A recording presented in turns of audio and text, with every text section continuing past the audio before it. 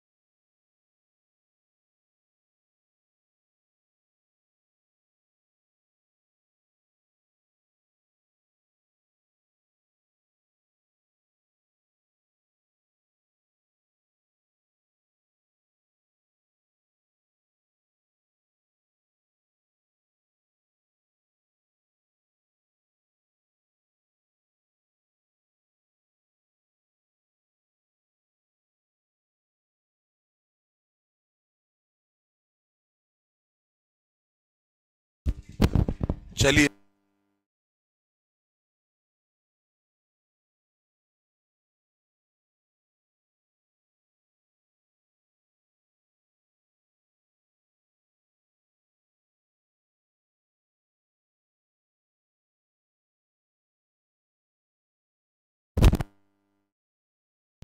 Hello. तो अगर बात की जाए तो ये लोग क्या करते हैं, फ्री रेडिकल सब्स्टिट्यूशन करते हैं।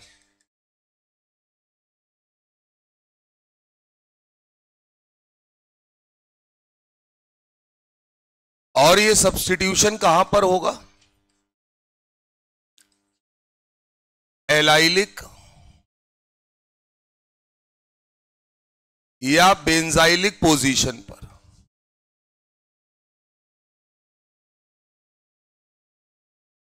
तो इसका मतलब बड़ा सिंपल सा है कि हमारे पास जो भी कंपाउंड गिवन है उसके पास मिनिमम एक एलाइलिक या बेंजाइलिक हाइड्रोजन होना चाहिए, तभी हम कर पाएंगे। तो मिनिमम रिक्वायरमेंट क्या होगी, मिनिमम 1 एलाइलिक और बेंजाइलिक हाइड्रोजन प्रेजेंट। कम से कम एक एलाइलिक या बेंजाइलिक हाइड्रोजन होना चाहिए। ये जरूर लिख लीजिए साइड में, ये नहीं लिखा था आपने, केवल इतना लिखा था कि एलाइलिक और बेंजाइलिक हाइड्रोजन होना चाहिए, वहां जरूर लिखो कम से कम एक होना चाहिए। अब सर लास्ट ईयर इन्होंने क्या किया, लगभग 3 या 4 पेपर में जनवरी वाले में इन्होंने यही पूछ लिया कि विनाइलिक जो है हैलाइड कौन सा है और पोजीशन क्या है। अब आप मुझे सिर्फ इतना बताओ, देखते चलना जरा, डबली बॉन्डेड कार्बन अगर है और यहां पर कुछ भी लगा हुआ है, मान लीजिए अगर मैं कहता हूं यहां पर X लगा हुआ है, तो क्या ये वाली पोजीशन जो है ये कौन सी पोजीशन कहलाती है, विनाइलिक पोजीशन। बस याद रखना कार्बन का हाइब्रिडाइजेशन क्या होना चाहिए, sp2। क्लियर है मामला। जरूरी नहीं है कि ये साइकिल में हो, वो ओपन चेन हो, ये साइकिल में भी हो सकता है। अगर यहां पर हम बात करें और यहां हेलोजन लगा दें तो ये भी डबली बॉन्डेड कार्बन है, हाइब्रिडाइजेशन क्या है, sp2। तो इससे डायरेक्टली अटैच है, तो ये भी पोजीशन कौन सी होगी? विनाइलिक। बिल्कुल कंफ्यूज नहीं होना है, चाहे रिंग हो और चाहे ओपन चेन हो। क्या मेरी बात क्लियर है? अगली कहानी, अगर एरोमेटिक कंपाउंड है, यानी बेंजीन रिंग आ गई और डायरेक्ट हेलोजन जोड़ दिया, तो आप कहोगे सर अभी भी हाइब्रिडाइजेशन क्या है? sp2। तो क्या मैं इसे विनाइल हैलाइड बोलूं? तो जवाब है नहीं।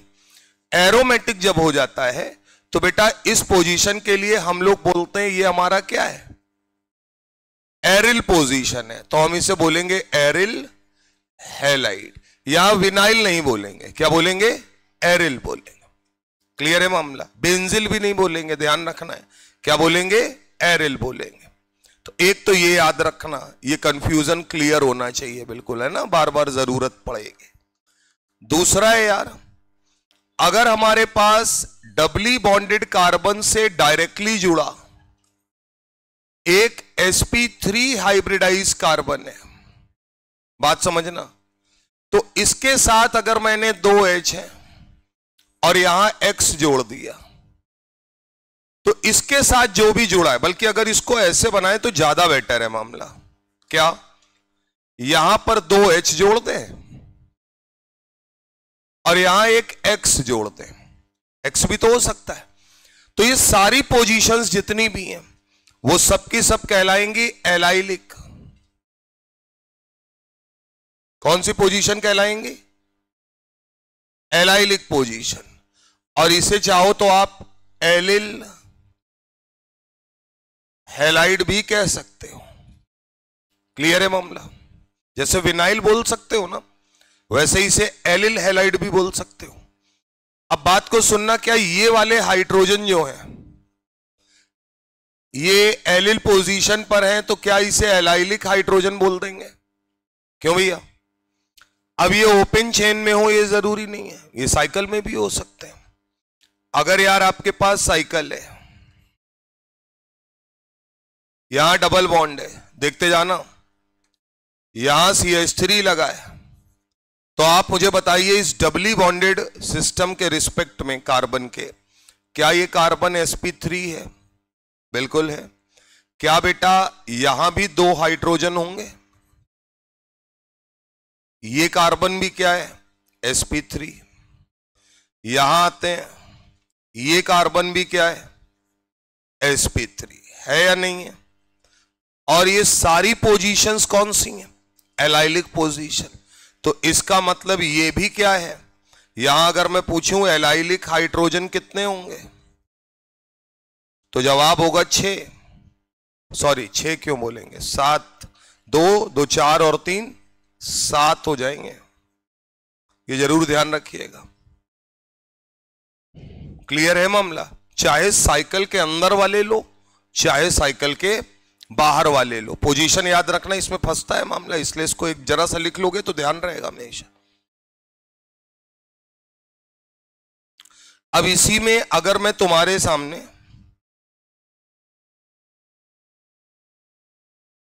ऐसे बना दूं, तो क्या ये बताओ, हम लोगों ने ये sp3 कार्बन से H हटा के हेलोजन लगा लिया, यानी ये पोजीशन कौन सी है? एलाइलिक। तो इसे मैं बोलूंगा एलिल हैलाइड। हैलाइड क्या आप क्लोराइड बोल दो, है ना, तो Cl लगाइए, क्या दिक्कत है? Allyl chloride. इसी में आप चाहें तो जरूरी नहीं है, यहां अगर मैं लिख दूं CH2 Cl तो फंसना नहीं है, ये कार्बन भी sp3 है, डबल बॉन्ड के रिस्पेक्ट में ये पोजीशन क्या होगी? एलाइलिक। क्लियर है मामला? तो कंफ्यूज नहीं होना। अब जैसे बेंजीन रिंग आ गई,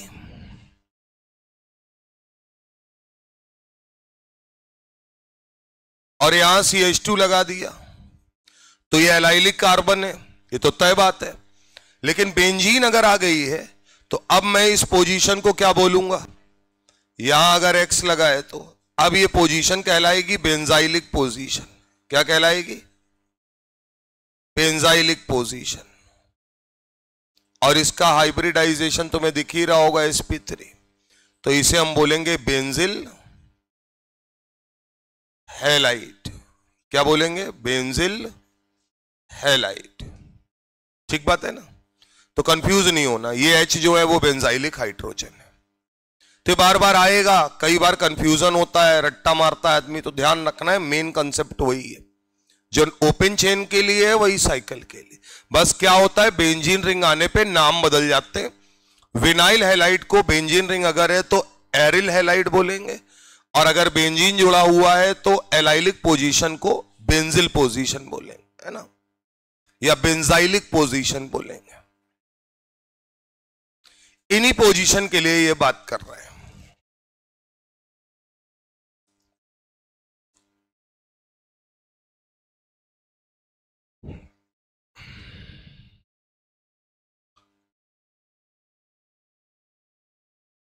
अब इस रिएक्शन में एक बात क्लियर है कि इस रिएक्शन में 100% हमें क्या करना है, फ्री रेडिकल बनाना है बेंजाइलिक या एलाइलिक पोजीशन पर, या और उस H को हटा के हेलोजन जोड़ देना है। तो अगर मेरे पास कल को ऑप्शन है तो मैं वहां फ्री रेडिकल बनाऊंगा जो स्टेबल बनेगा। लास्ट टर्न पे यही बात हो रही थी, हटाया जाए।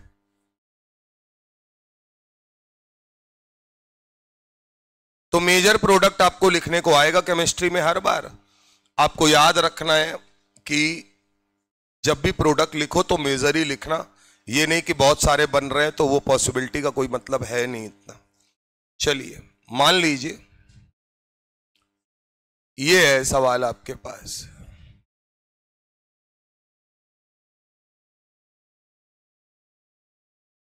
और हमने कहा Br2 से 500 डिग्री सेल्सियस पर कराया। तो जैसे ही आप हाई टेम्परेचर देखेंगे आप तुरंत समझ जाइएगा फ्री रेडिकल सब्स्टिट्यूशन कराना है। ये रट लीजिए, बिल्कुल फ्री रेडिकल सब्स्टिट्यूशन कराना है, देखते ही पहचान लीजिए। क्या एलाइलिक या बेंजाइलिक पोजीशन पे H हटाना है? तो हम कौन कौन सा H हटा सकते हैं जरा देखिएगा। क्या मैं ये वाला H हटा सकता हूं? हां सर, ये डबली बॉन्डेड कार्बन के बगल वाला कार्बन sp3 है, उससे जुड़ा H एलाइलिक H होगा। यहां आते हैं, एक ही H की बात करें, इसे भी मैं हटा सकता हूं। इन दोनों में ज्यादा स्टेबल कौन सा होगा? ये वाला, क्योंकि फ्री रेडिकल बनेगा और हाइपर कंजुगेशन ज्यादा मिलेगा। तो इसका मतलब ये वाला H हटा के अपना मेजर प्रोडक्ट बनाओ। तो आपका सही आंसर जो होगा वो कुछ ये होगा, यहां Br आ जाएगा, यहां CH3 आ जाएगा, ये होगा मेजर प्रोडक्ट। लास्ट टाइम पे हम लोगों ने बकायदा वो वाला भी कर लिया एक।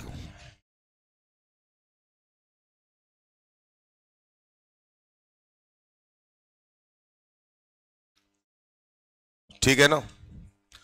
अगर मान लीजिए हमारे पास था CH3 C double bond C CH3 CH3, ये वाला करा दिया है क्या?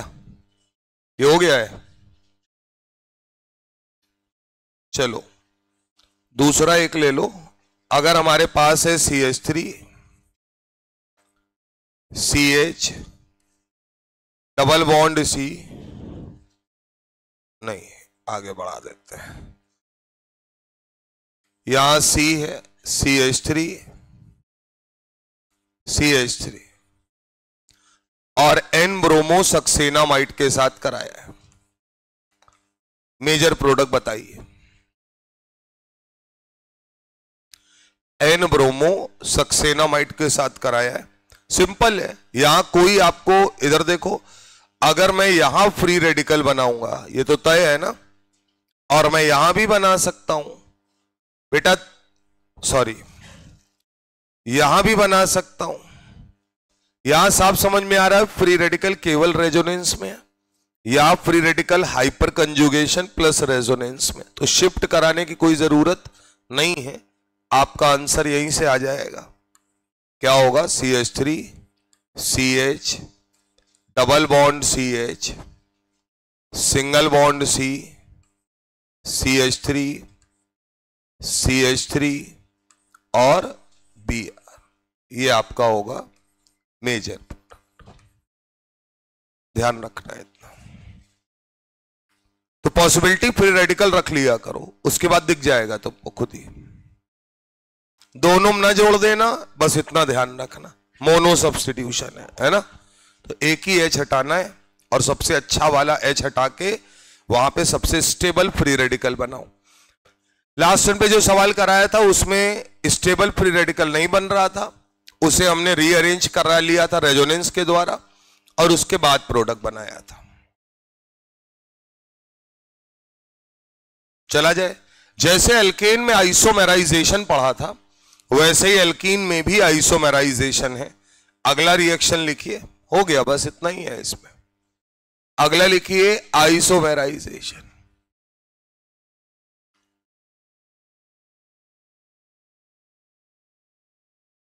आइसोमेराइजेशन नीचे लिखिए। अच्छा, आइसोमर बनाने के लिए 4 कार्बन चाहिए कम से कम एल्कीन में, तो नीचे लिखिएगा when alkene having at least one allylic hydrogen atom, when alkene having at least one allylic hydrogen in presence of aluminium sulfate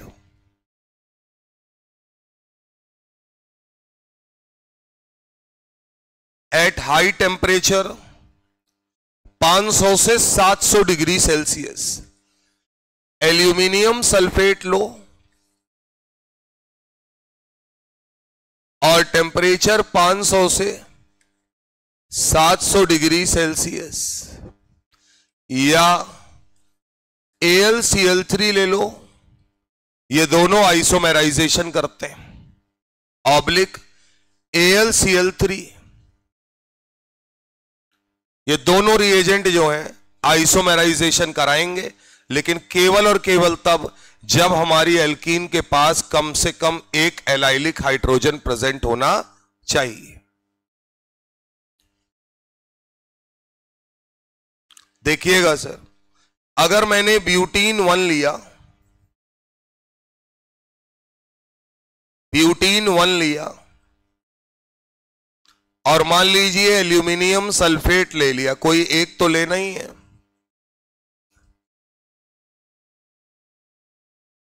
और टेम्परेचर हाई लिया 500 से 700 डिग्री सेल्सियस, आप एसिडिक मीडियम भी ले सकते हैं, तो इसका मतलब है ब्यूटीन 1 के आइसोमर बनना शुरू हो जाएंगे। तो आइसोमर पहला तो ये बनेगा कि पोजीशन शिफ्ट हो सकती है, यानी ब्यूटीन 1 से क्या बन जाएगा, ब्यूटीन 2, और दूसरा है ब्रांचिंग हो जाए तो आइसोब्यूटीन भी बनाया जा सकता है, तो आइसोमर बन जाएंगे। तो यानी लीनियर एल्कीन को ब्रांच एल्कीन में भी कन्वर्ट कर देता है। एल्केन में हम ब्रांचिंग करके ही कर पा रहे थे, एल्कीन में हम डबल बॉन्ड की पोजीशन को शिफ्ट करके भी कर सकते हैं।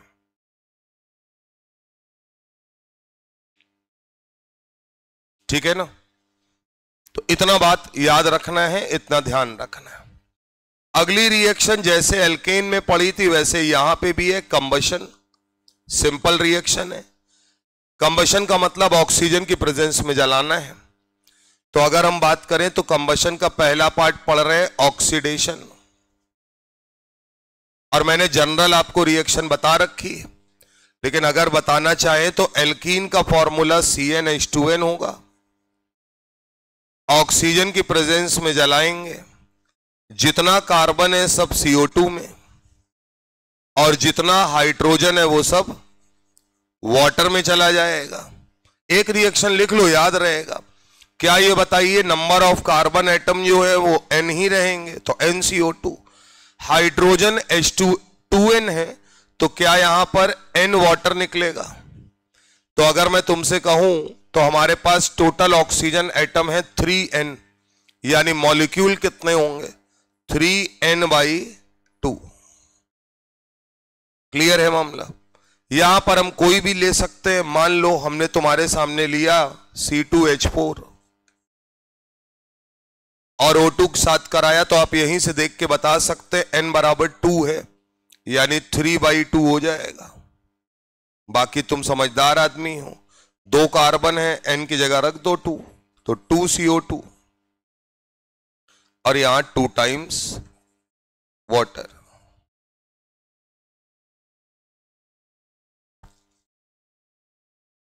तो 3n/2 होगा। एक सेकंड रुक जाओ, ये तो सही लिखा है। n होगा यहां से 2n और यहां से n, यानी 3n, 3n/2, 2 टाइम्स CO2 हो जाएगा और 2 टाइम्स वाटर हो जाएगा, तो 4 और 2 6।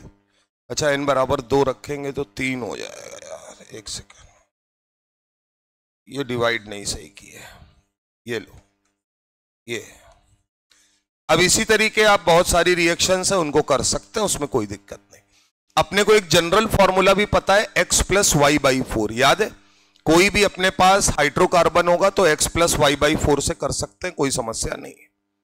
ये ज्यादा इंपॉर्टेंट नहीं है, ये सबको आता है। अगला लिखिए वॉकर ऑक्सीडेशन, जिसके लिए पढ़ना है अपने को। हटाया जाए तो ये सिंपल है, ये करा हुआ है सबने, इसमें समय नहीं बर्बाद करें। दूसरा है walker oxidation.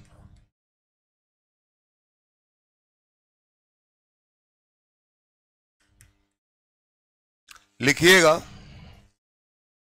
Oxidation of alkene into carbonyl compounds, oxidation of alkene into carbonyl compounds in presence of platinum chloride. इधर देखो, इसके लिए कैटेलिस्ट याद रखना, PdCl2, साथ में लेते हैं वाटर, तो ये एल्कीन को कन्वर्ट कर देता है किसमें? कार्बोनिल कंपाउंड में। नीचे लिखिएगा कैटेलिस्ट PdCl2 ऑब्लिक वाटर, या केवल PdCl2 भी लिखा होगा तो चल जाएगा। मान लीजिए हमारे पास प्रोपीन है, CH3CH डबल बॉन्ड CH2, और हमने PdCl2 लिया, क्योंकि आपको लगेगा ना ऑक्सीजन कहां से आए, इसलिए वाटर रख रहे हैं साथ में। तो ये क्या करेगा? एल्कीन को ऑक्सीडाइज करेगा, तो बनाकर देगा कार्बोनिल कंपाउंड है, तो CH3CO CH3, तो यार खुद रिड्यूस होगा, यानी कि PD+2 पर है तो PD की फॉर्म में बाहर आ जाएगा। जितना भी Cl है वो सब HCl के रूप में। ये उतना बड़ा टास्क नहीं है, इंपॉर्टेंट है कार्बोनिल कौन सा बनेगा। और आपके मन में एक समस्या होगी कि सर अपन एल्डिहाइड बनाएं कि कीटोन बनाएं, ये कैसे पता चलेगा, है ना? यही इंपॉर्टेंट है। अच्छा, अगर एल्कीन सिमेट्रिकल है तो कोई समस्या ही नहीं है, अनसिमेट्रिकल एल्कीन में देखना है। तो नीचे लिखिएगा in case of unsymmetrical alkene more hindered olefinic carbon, olefinic मतलब doubly bonded carbon, more hindered olefinic carbon converts into carbonyl compound. ये पहला केस है, कन्वर्ट्स इनटू कार्बोनिल कंपाउंड, मतलब हम उस डबली बॉन्डेड कार्बन को ऑक्सीडाइज करेंगे जो ज्यादा हिंडर्ड होगा, यानी ज्यादा कार्बन से जुड़ा होगा। जैसे यहां समझ में आ रहा होगा, क्या ये ज्यादा हिंडर्ड है? मोर हिंडर्ड था, बगल में इसके क्या था? CH3 लगा हुआ था। बोलो बेटा, तो इसलिए हमने ऑक्सीडेशन जब कराया तो किस कार्बन का कराया? इसका।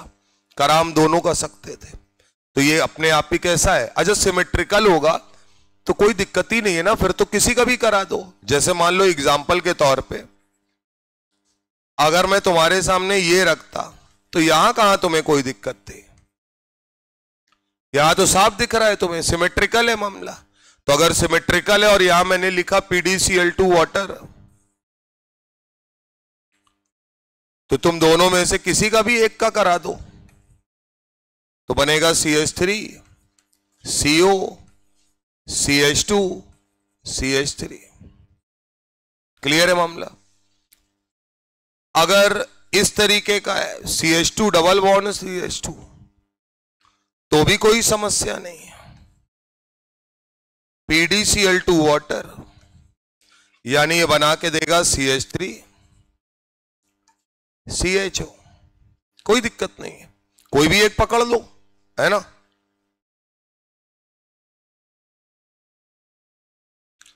एक जरा में बता दो करके, CH3 CH2 CH double bond CH2। By product नहीं लिखने हैं गुरु, है ना, फालतू काम नहीं करना है। चलो बताओ कौन से वाले कार्बन को करोगे? ये वाले को, बीच वाले को, ज्यादा हिंडर्ड है, खत्म, कार्बोनिल में कन्वर्ट करो, ब्यूटेनोन 2 बनेगा। और ब्यूटेनोन बोल रहे हो तो 2 लिखने की कोई जरूरत नहीं है, सब IUPAC में पढ़ा रखा है। ये तो एक केस है। और ये कैटेलिस्ट याद रखना है, वॉकर कैटेलिस्ट।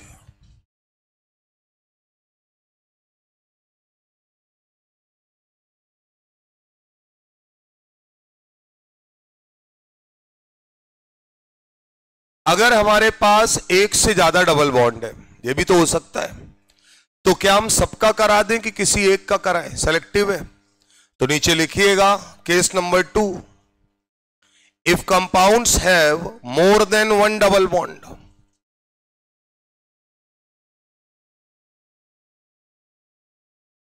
तो जो ज्यादा हिंड, मतलब एक CH3 और लगा दें, इधर एक और लगा दें, तो CH3 नहीं, ये बोलो C2H5 लगा दें। तो एथिल और मेथिल में ज्यादा हिंडर्ड कौन होता है? एथिल। तो भी इधर ही करोगे, इतना तो देख ही लोगे।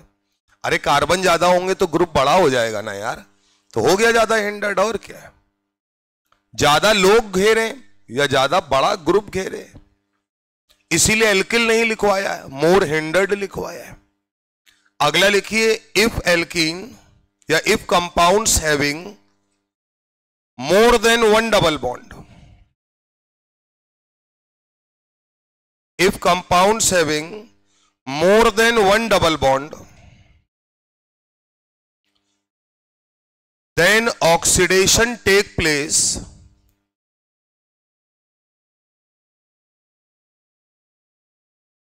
less hindered double bond, then oxidation take place less hindered double bond।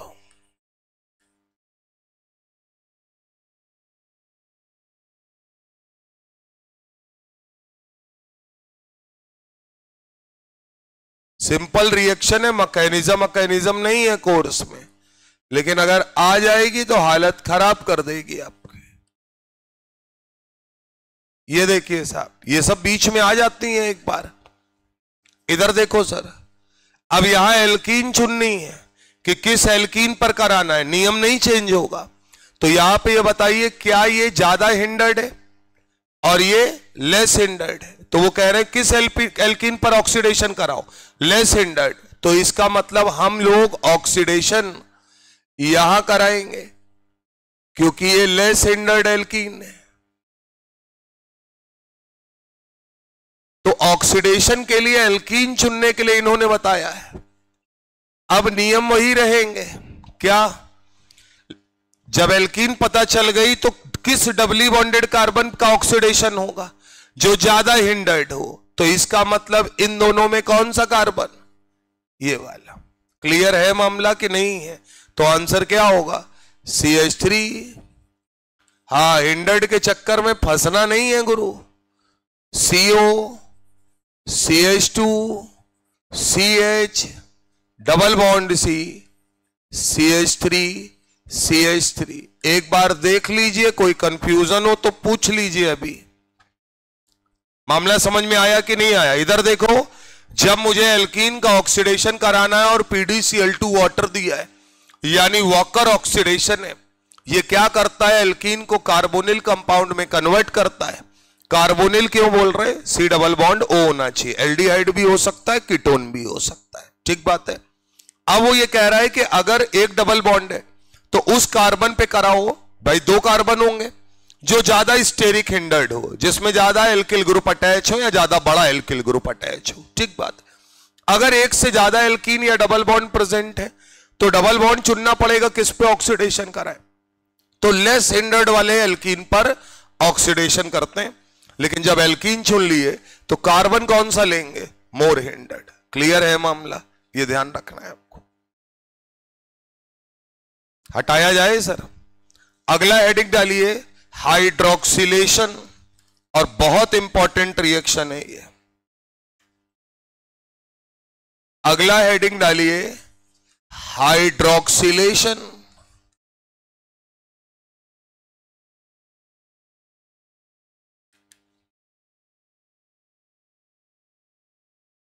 देखिएगा सर, हाइड्रोक्सिलेशन में हमारे पास जो एल्कीन है, हाइड्रोक्सिलेशन कराने वाले ग्रुप रिएजेंट अलग अलग होंगे, उनकी बात कर लेंगे। लेकिन करते क्या है पहले ये देख लीजिए। अगर हाइड्रोक्सिलेशन हुआ तो क्या डबली बॉन्डेड कार्बन जो है उस पर OH और OH आ जाएगा, यानी ये हमारी एल्कीन को कन्वर्ट कर देगा 1,2 डाईऑल में। किसमें कन्वर्ट कर देगा? 1,2 डाईऑल में। डबल बॉन्ड हटाकर OH OH जोड़ना क्या कहलाता है? हाइड्रोक्सिलेशन। कल गलती से लिख दिया था, बाद में सही कराया, तो उस बात को याद रखना है। क्या? डबल बॉन्ड हटा के वाटर जोड़ना कहलाता है हाइड्रेशन। डबल बॉन्ड हटाकर OH OH जोड़ना क्या कहलाता है? हाइड्रोक्सिलेशन। अगल बगल यानी 1,2 पोजीशन पे। अब सर अपने को रिएजेंट भी पढ़ने हैं, कौन कौन लोग हाइड्रोक्सिलेशन कराते हैं। अपने को यह भी पढ़ना है कि हाइड्रोक्सिलेशन में जो दोनों OH आए हैं वो सेम साइड आए हैं कि अपोजिट साइड, यानी कि ये एडिशन जो है सिन है या एंटी, ये भी चिंता का विषय है, ये भी पता लगाना है।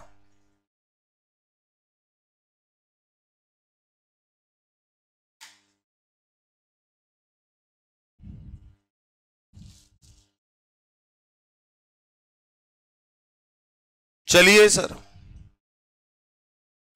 पहला देखिएगा, अगर हमारे पास कोई एल्कीन है, जनरल ले रहे हैं, और लिखा है OSO4, क्या लिखा है? OSO4, तो ये हाइड्रोक्सिलेशन कराएगा। क्या कराएगा? हाइड्रोक्सिलेशन। बनाइए, और ये एल्कीन पे जाके चिपक जाता है। फाइनल रिएक्शन लास्ट में लिख देंगे। एल्कीन में जो पाई बॉन्ड है, उस पाई बॉन्ड को देखकर ये अट्रैक्ट होगा,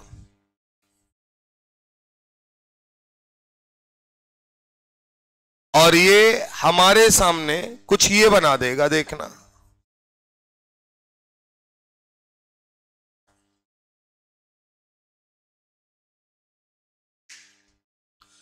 अगर थोड़ा भी कंफ्यूजन हो तो OSO4, हम लोगों ने इसको पीरियोडिक में पढ़ रखा है।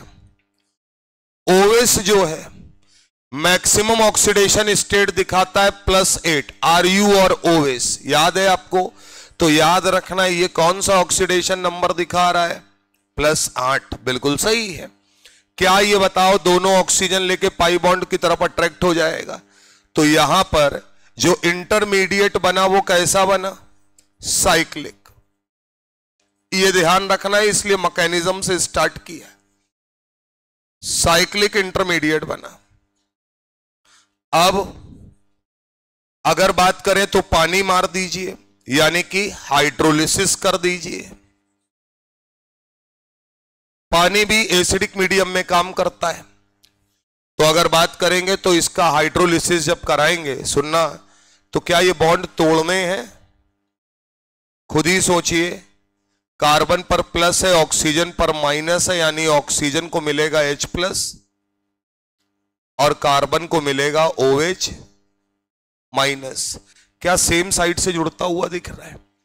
इसका मतलब यहां पर जो दोनों OH ग्रुप हमें दिखेंगे वो सेम साइड दिखेंगे, यानी ये एडिशन कैसा होगा?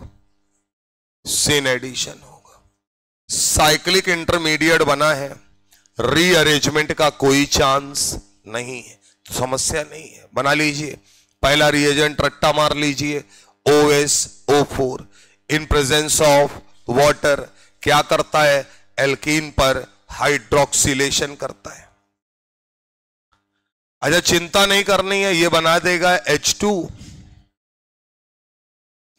OSO4।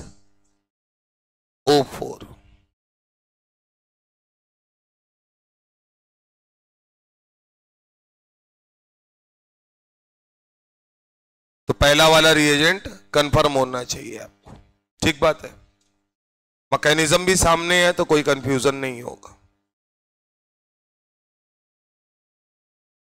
चला जाए तो OSO4 in presence of acidic medium या on hydrolysis gives hydroxylation on alkene, और वो कैसा एडिशन है? सिन एडिशन है, सेम साइड से दोनों OH जुड़ेंगे। दूसरा बड़ा इंपॉर्टेंट है, नाम है बेयर्स रिएजेंट। हटाया जाए इसको, अगला डालिए, दूसरा हेडिंग इसी में, इसी हाइड्रोक्सिलेशन का पार्ट है, बेयर्स रिएजेंट।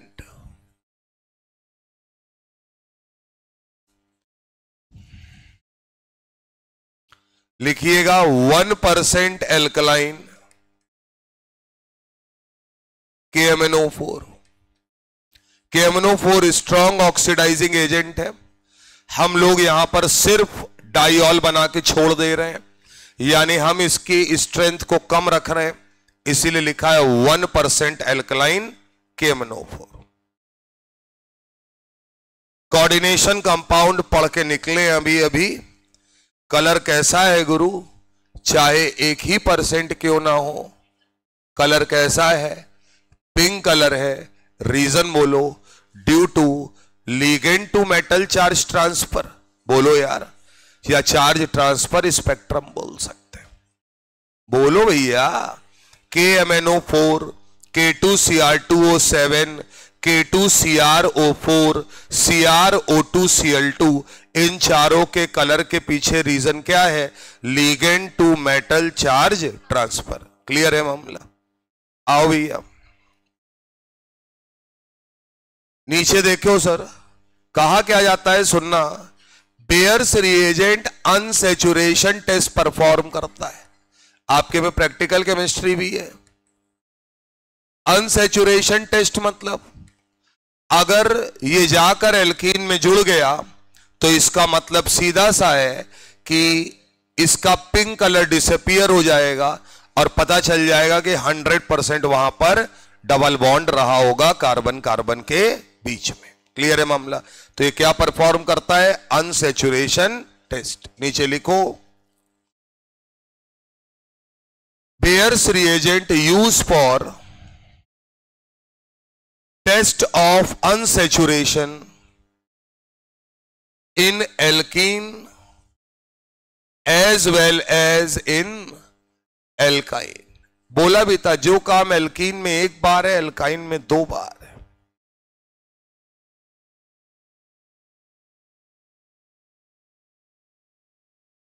ठीक बात है। आइए सर, एल्कीन लिया, सेम कहानी है। अब बेयर्स रिएजेंट लिया,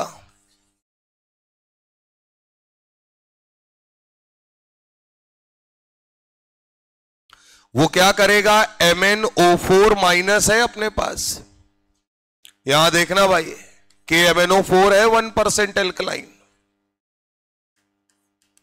समझ जाओगे। तो MnO4 माइनस होता क्या है, double bond O minus, double bond O, double bond O। Clear है मामला? हाँ भाई, हाइब्रिडाइजेशन बताओ एमएन का। हाँ। हम्म हम्म D3S क्या है, D3S सब पढ़ाया है sir. MnO4 minus, CrO4 minus 2, TiO4 बोलिए सर। तो इन सब में बस जीरो होना चाहिए, डी में एक भी इलेक्ट्रॉन नहीं होगा, D3S होगा। चलो अब सर ये जाके पाई बॉन्ड से जुड़ेगा तो इस तरीके से दिखेगा कुछ।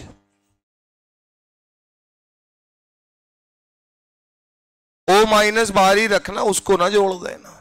तो यहां भी क्या बना, साइक्लिक इंटरमीडिएट बना सर, कोई रीअरेंजमेंट नहीं होगा। यहां भी क्या कराएंगे, हाइड्रोक्सिलेशन मतलब वाटर, तो यहां पे हाइड्रोलिसिस करा देते हैं। हाइड्रोलिसिस कराओगे तो अब इतने समझदार हो, ये बॉन्ड अगर तोड़ोगे तो वही कहानी है, ऊपर दोगे OH माइनस, नीचे दोगे H प्लस। एक तरफ लिख दे रहे, दूसरी तरफ समझ जाओ। तो यहां पर भी दोनों OH क्या एल्कीन में सेम साइड आते हुए नजर आएंगे। तो इसका मतलब ये भी कौन सा एडिशन परफॉर्म कर रहा है, सेन एडिशन। और भाई साहब जो पिंक कलर है वो डिसअपियर हो जाता है, पिंक कलर डिसअपियर हो जाएगा, ध्यान रखिएगा। बस केवल लिखा भी नहीं रहे, पूरी मैकेनिज्म बता रहे हैं, इससे ज्यादा जरूरत नहीं है यार, है ना।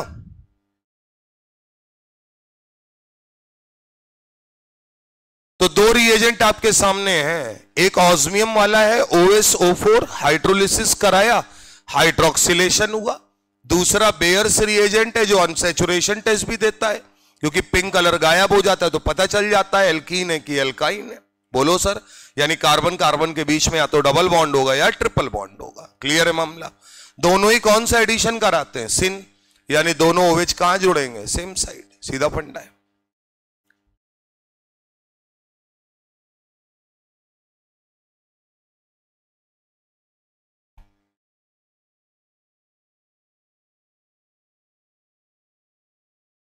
चलिए सर, तीसरा है, हटाएं इसको।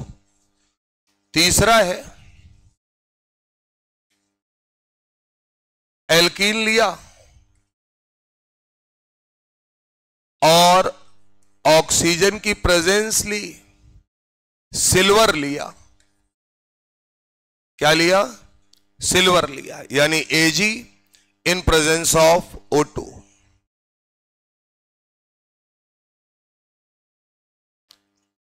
अब बड़ी सिंपल कहानी है सर, यहां पर नेसेंट ऑक्सीजन प्रोड्यूस करेगा, जाके जुड़ जाएगा। तो आपको इंटरमीडिएट में ये मिलेगा सर, ऑक्सीजन जुड़ा हुआ।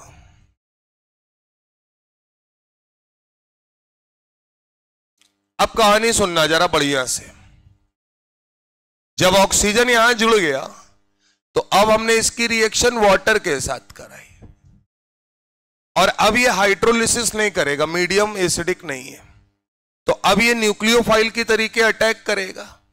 तो जाहिर सी बात है आप बॉन्ड को ऐसे तोड़ेंगे कि कार्बन पर पॉजिटिव चार्ज स्टेबल बने। अभी कुछ लिखा तो है नहीं, तो किधर भी तोड़ दो, कोई दिक्कत की बात नहीं है। तो मान लीजिए मैंने इस तरीके से अगर तोड़ा तो इस कार्बन पर पॉजिटिव चार्ज आ रहा होगा और ये अटैक होता हुआ दिखेगा। तो यहां कुछ इस तरीके का मामला नजर आता है। ये O माइनस और ये OH2 प्लस। जाहिर सी बात है यहां से H प्लस निकलेगा जो यहीं सिस्टम में ही पकड़ लिया जाएगा। तो ये स्टेप बहुत तेज होते हैं, असलियत में दो नहीं है, तो मैं दिखाने के लिए लिखे जा रहे हैं केवल। लेकिन एक बात तो तय है कि अब दोनों OH ग्रुप एक दूसरे के हमेशा क्या होंगे, अपोजिट होंगे। यानी ये एडिशन कैसा है, एंटी एडिशन। कैसा एडिशन है बेटा, एंटी एडिशन है, ध्यान रखिएगा, एंटी एडिशन है।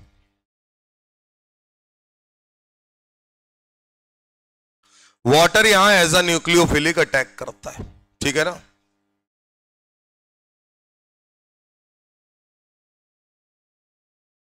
अच्छा, इसे आप ऐसे भी कर सकते कि सिल्वर ऑक्सीजन के साथ रिएक्ट करता है और रिएक्ट करके Ag2O बनाता है, तो नेसेंट ऑक्सीजन बाहर कर देता होगा, वो ऑक्सीजन जाके जुड़ जाता है, तो ऑक्सीडाइज कर रहा है उसको।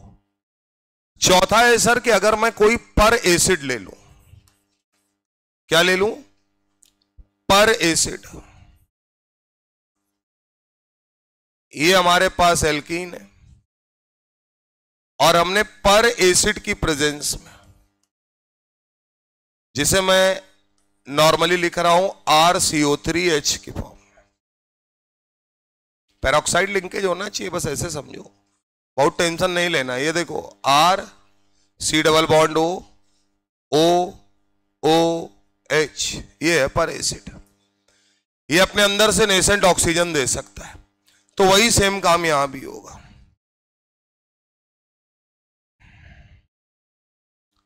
देखो भैया, सेम कहानी है, डायरेक्ट कर दे रहे हैं हम। क्या ये बताओ, यहां पर भी ये नेसेंट ऑक्सीजन आके जुड़ जाएगा, साइक्लिक इंटरमीडिएट बनेगा। उसके बाद आप इसका क्या कराओगे, हाइड्रोलिसिस। तो वही कहानी है, जिस पर आपने मान लिया कि चलो इस पर प्लस ज्यादा बढ़िया है, इसका न्यूक्लियोफिलिक अटैक इसी पर मानेंगे। तो इसका मतलब फाइनल आंसर अगर लिखें तो क्या होगा, दोनों OH एक दूसरे के अपोजिट दिखेंगे, यानी यहां पर भी एडिशन कैसा हुआ, एंटी एडिशन हुआ।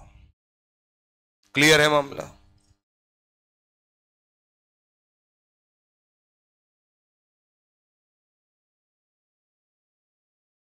इंटरमीडिएट में साइक्लिक ईथर बोल सकते हो या इपॉक्साइड बोल सकते हो, क्या बोल सकते हो, साइक्लिक ईथर या इपॉक्साइड का फॉर्मेशन होता है। तो ये मैंने डायरेक्ट बना दिया, ये प्रोसेस तुम्हें पता है, तो बार बार लिखने की जरूरत नहीं। मेन कहानी है आपको एडिशन का तरीका पता होना चाहिए कि क्या हो रहा है।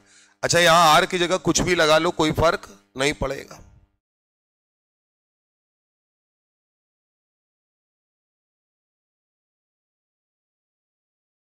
चले भाई, तो इतनी बात समझ में आनी चाहिए, कोई समस्या नहीं है।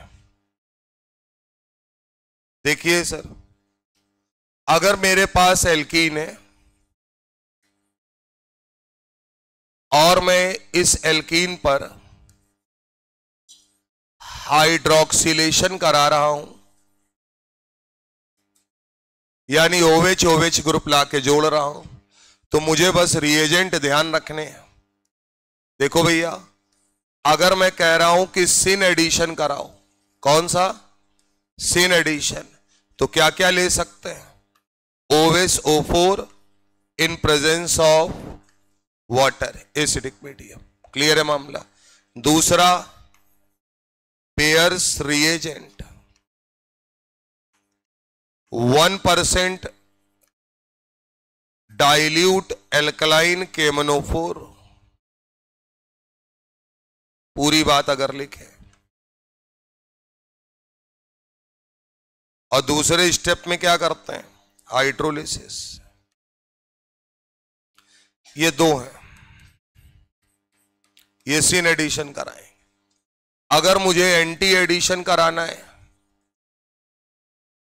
तो एंटी एडिशन में पहला silver in presence of O2, बोलो बेटा, और उसके बाद वाटर का न्यूक्लियोफिलिक अटैक, यही तो होगा। दूसरा, पर एसिड ले लो, RCO3H टाइप का,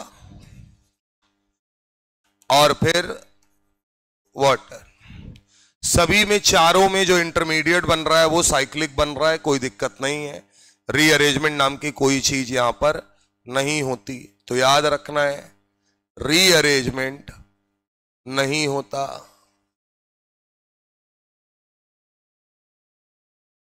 क्योंकि साइक्लिक इंटरमीडिएट फॉर्म होता है।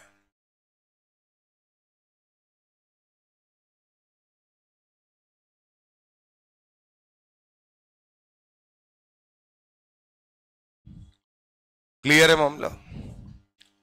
इन दोनों केसेस में बस याद रखना है कि जो वाटर होता है वो किसकी तरीके अटैक करता है, एज अ न्यूक्लियोफाइल। इतना याद रखना, बस खत्म, यही मैकेनिज्म है। Dilute alkaline KMnO4 bears reagent जब यूज कर रहे हैं तो ये अनसैचुरेशन टेस्ट है एल्कीन और एल्काइन का।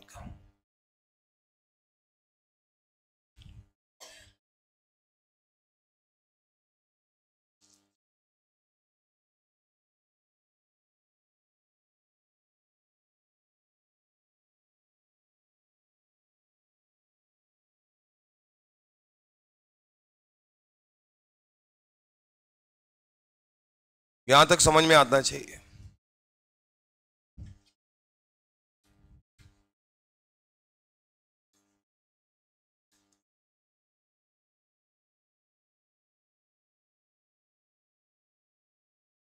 कहानी सुनिएगा। अगर अगल बगल के कार्बन पर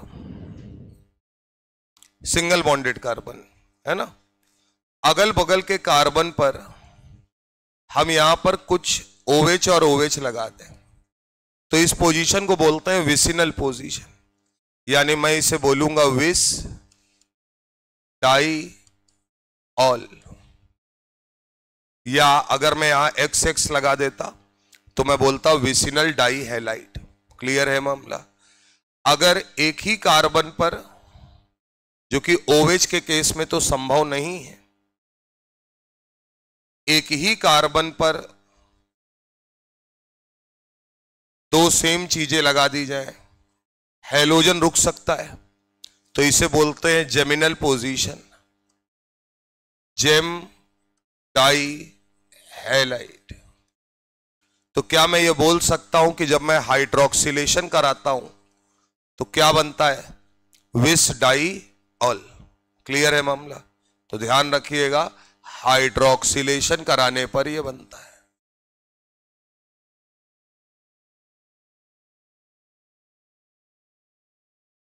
ये साइड में लिख लो, तो कभी विसिनल डाई ऑल लिखा हो तो परेशान नहीं होना है ना, नाम ही है बस केवल।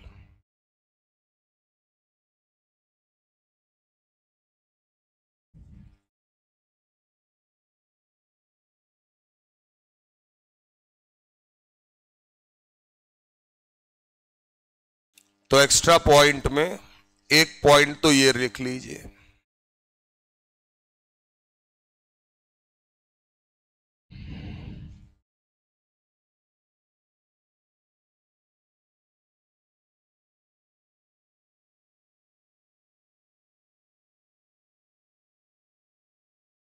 चला जाए। दूसरा पॉइंट है, बाकी तो आपने कर ही लिया है सब भाई, इतना भी सीधा सीधा नहीं आएगा ना, बिल्कुल हलवा आएगा तो खा ही लोगे, सामने सामने है। लेकिन थोड़ा बहुत अगर मामला बदल गया तो कैसे करोगे वहां पे, इसको देखना है तुमको। चलें सर, एक रिएक्शन है, मान लीजिए आपको दिया है R, जर्नल ले रहे हैं, CH double bond CH single bond R, और लिखा है I2 ऑब्लिक CH3 COOAg, और दूसरे पॉइंट पर है वाटर, यहां पर लिखा है वेट। वेट मतलब सूखा हुआ, पानी नहीं है शुरुआत में, ठीक बात है ना। दूसरी रिएक्शन है same, I2 oblique CH3 COOAg। अच्छा, वेट मतलब गीला यार, उल्टा बोल देंगे, वेट का मतलब पानी है यहां पे शुरुआत में, यहां यार लिख दिए हैं ड्राई, यानी पानी शुरुआत में नहीं, और उसके बाद दूसरे स्टेप में हम वाटर लाते हैं। दोनों रिएक्शन लिख लीजिए, जरा डिफरेंस समझिएगा।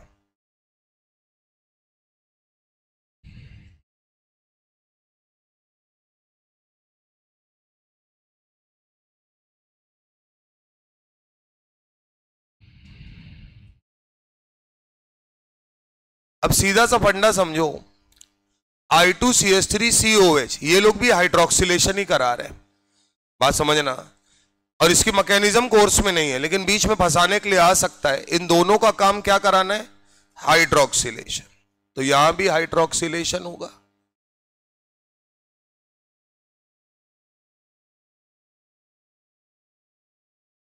और यहां भी हाइड्रोक्सिलेशन होगा। अब सुनते जाना, अगर वाटर यहीं मिल गया वेट में, तो इसका मतलब इंटरमीडिएट बनेगा और वहीं हाइड्रोलिसिस हो जाएगा। तो इसका मतलब है यहां पर ये एडिशन कैसा होगा? सिन एडिशन होगा। कैसा एडिशन होगा? सिन एडिशन होगा, यानी दोनों ओवेज सेम साइड जुड़े हुए मिलेंगे। बना लीजिए। और अगर ड्राई है तो बस जाके जुड़ेगा, इंतजार करेगा वाटर के आने का। तो वाटर क्या न्यूक्लियोफिलिक अटैक करेगा यहां पे, तो इसका मतलब यहां पर वाटर का न्यूक्लियोफिलिक अटैक मानते हैं। तो अगर न्यूक्लियोफिलिक अटैक करेगा तो हमें पता है एंटी एडिशन होगा। मैं यहां पे आर नहीं बना रहा हूं, है ना, नॉर्मल लिख रहा हूं। तो यहां पर मुझे दोनों ओवेच एक दूसरे के जस्ट अपोजिट दिखेंगे, यानी एंटी एडिशन होगा। ये जरूर लिख लीजिएगा, जरूरत पड़ेगी तो ध्यान रखना। अब वो आर मैं इसलिए नहीं बना रहा हूं क्योंकि फिर मुझे ज्योमेट्रिकल देखना पड़ेगा, सिस और ट्रांस, और वो बनाना पड़ेगा कार और टेम्पो। वो जब आएगा तब आप उसके हिसाब से बात करिएगा। क्लियर है मामला? तो कभी अगर आयोडीन के साथ CH3COAG भी आ जाए तो भी हाइड्रोक्सिलेशन होता है। बस अपने को याद रखना है वेट है कि ड्राई है। वेट अगर है, वाटर मौजूद है, तो वहीं पर ही इंटरमीडिएट बनेगा और हाइड्रोलिसिस होके सिन एडिशन हो जाएगा। लेकिन अगर ड्राई है तो फिर वाटर की जरूरत पड़ेगी दोबारा में। तो फिर जब वाटर आएगा, ये तो जानबूझ के लिखा गया, यहां काम भी नहीं है इसका। यहां याद रखना इसका काम है न्यूक्लियोफिलिक अटैक करेगा, जैसे पीछे कर रहा था Ag2O के केस में। तो वहां पर सर क्या होगा? एंटी एडिशन होगा। ठीक है ना?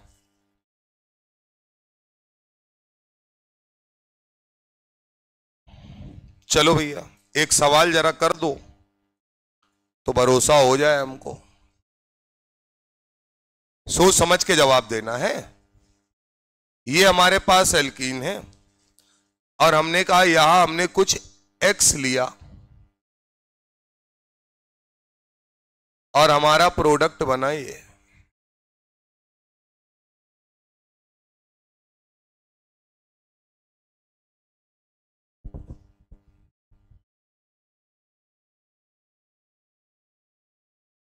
ठीक है ना? आपसे पूछा गया X जो है वो क्या है।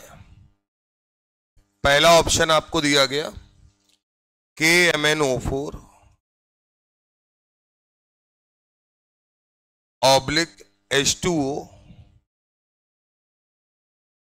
Oblique OH minus. दूसरा है OSO4 oblique NaSO3H।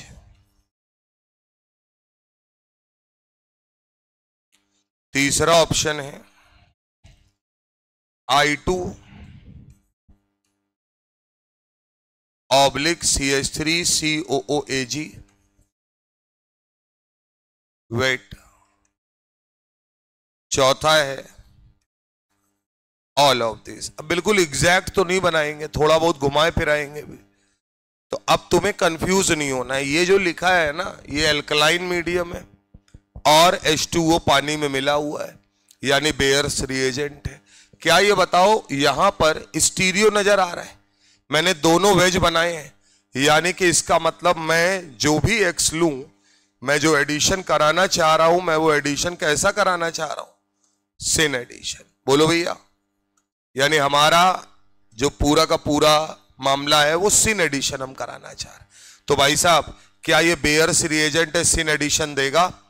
OSO4 NaSO3H है, तो इसका मतलब है बाद में ये हाइड्रोलाइज होके दे देगा, हाइड्रोलिसिस करा देगा, परेशान नहीं होना है, सिन एडिशन होगा। ये वेट लिखा है इसलिए सिन होगा, अगर ड्राई लिखा होता तो एंटी होता। तो हमारा एग्जैक्ट आंसर क्या होगा? All of this. क्लियर है मामला? तो फाइनल आंसर आपका क्या जाएगा? All of this.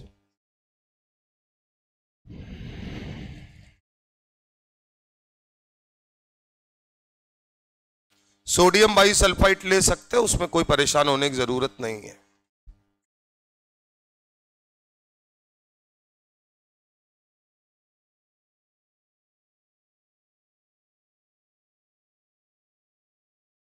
चले भैया, हटाया जाए। तो इतना मामला तुमको याद रखना है। अच्छा, इसमें एक चीज याद रखना, अगर एल्कीन सिस है, सिन एडिशन करा रहे हो तो मीजो, ट्रांस है, एंटी एडिशन करा रहे हो तो मीजो, अगर सिस है और एंटी एडिशन करा रहे हो तो रेशमिक मिक्सचर, ट्रांस है और सिन एडिशन करा रहे हो तो रेशमिक, उल्टा कराओगे तो रेशमिक मिक्सचर, सेम सेम कराओगे तो मीजो कंपाउंड। क्लियर है? चलो भैया, अगला हेडिंग डालो, ओजोनोलिसिस।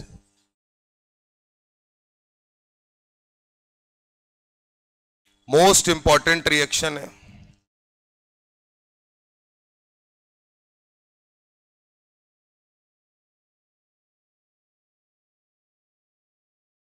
ओजोनोलिसिस।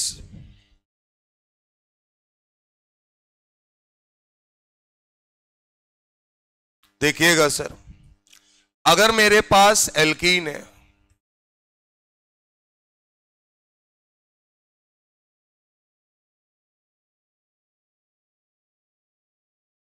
ये, और मैंने यहां लिया ओजोन, कई बार साथ में लिया जाता है CH2Cl2, डाइक्लोरोमीथेन। टेम्परेचर बहुत कम रखा जाता है, 78 डिग्री सेल्सियस मैक्सिमम, मतलब जितना बताएंगे इसके ऊपर आएगा ही नहीं। तो इतना तुम्हें ध्यान रखना है। जैसे ही मैं इसके साथ कराता हूं तो ये ओजोन है, यानी ये इसमें जाकर जुड़ जाएगा, तो पहले बनाएगा मोल ओजोनाइड। वो क्या बनेगा जरा देखिएगा, RCH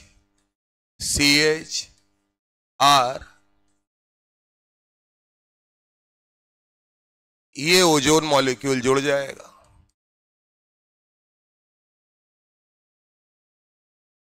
बनाइए सर, ये पहला स्टेप होता है इसका। मोल ओजोनाइड, एक सेकंड यार, अरे भैया जाना नहीं,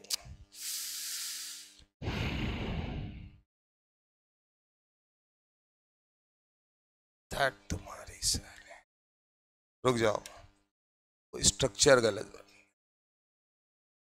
ओजोनोलिसिस करा रहे हैं, एल्कीन लिया है RCH, double bond CH, single bond R, ozone लिया in presence of CH2Cl2, temperature -78 degree Celsius,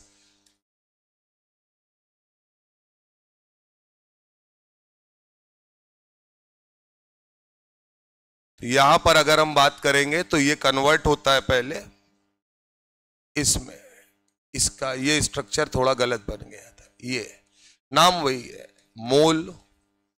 वैसे ये बुक्स वुक्स में जल्दी नहीं बनाया गया, कुछ ही किताबों ने बनाया है, क्योंकि ये रीअरेंज हो जाता है। तो पहले क्या बनेगा, पहले तो पूरा ओजोन मॉलिक्यूल जाके जुड़ेगा ना, तो कैसा, मोल ओजोनाइड। अच्छा एक बात और है, परेशान नहीं होना, ओजोन में रेजोनेंस होता है, तो रेजोनेंस से क्या पार्शियल टर्मिनल पे चार्ज जाएंगे, जाके जुड़ जाएंगे वो। तो पहले क्या बनेगा, मोल ओजोनाइड, और उसके बाद ये मोल ओजोनाइड में रीअरेंजमेंट होता है। क्या होता है सर, रीअरेंजमेंट होता है, और जब ये रीअरेंजमेंट होता है तो ये कन्वर्ट हो जाता है आर सी एच आर, जो पीछे बनाया है जिसको ओजोनाइड बोलता है। ये सर, ये कन्वर्ट हो जाता है ओजोनाइड में। ये बना लीजिए, ये है पहला स्टेप इसका। एक तरीके से वो दोनों स्टेप एक ही है। रीअरेंज होता है, टाइम बहुत कम होता है, फटाफट रीअरेंज होके ओजोनाइड बनाता है। तो जनरली अगर ओजोनाइड लिखा है एनसीईआरटी ने तो कोई परेशान होने की जरूरत नहीं है। कभी पूछ लेगा तो काम ध्यान रखना है आपको।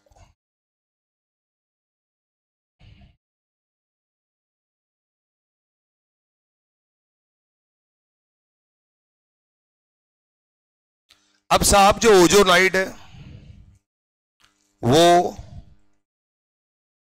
अनस्टेबल है,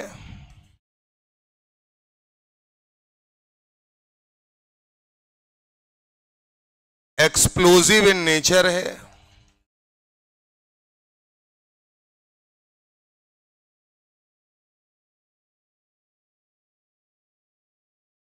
तो हम यहां पर अब इसका हाइड्रोलिसिस कराएंगे, लेकिन किसी रिड्यूसिंग एजेंट की प्रेजेंस में। तो अब इसके बाद वाला स्टेप देखिएगा, यहां पर हम इसका हाइड्रोलिसिस कराएंगे, और अगर हमने रिड्यूसिंग एजेंट लिया, सुनते जाना, तो हम कहेंगे रिडक्टिव ओजोनोलिसिस, और अगर नहीं लिया तो कहेंगे ऑक्सीडेटिव ओजोनोलिसिस। क्या बोलेंगे? अगर हाइड्रोलिसिस कराते समय रिड्यूसिंग एजेंट लिया तो बोलेंगे रिडक्टिव ओजोनोलिसिस, और अगर नहीं लिया तो क्या बोलेंगे? ऑक्सीडेटिव। हाइड्रोलिसिस तो करा नहीं। तो नीचे लिखिएगा यहीं पर,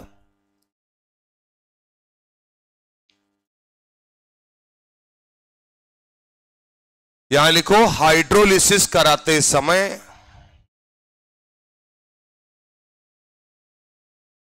अगर रिड्यूसिंग एजेंट लिया तो रिडक्टिव ओजोनोलिसिस,